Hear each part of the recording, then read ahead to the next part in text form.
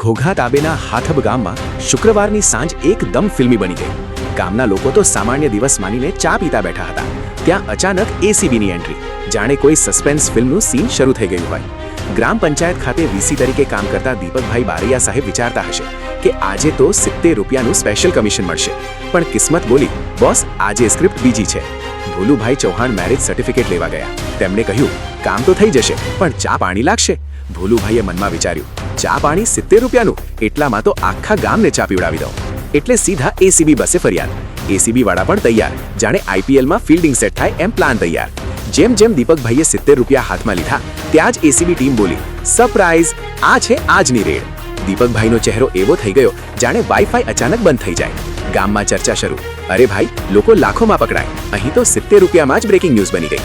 અંતે દીપકભાઈને એસીબી કચેરી લઈ જવાયા અને ગામના લોકો શીખી ગયા. લાંચ નાની હોય કે મોટી, એસીબી માટે બધું HD ક્વોલિટીમાં દેખાય છે.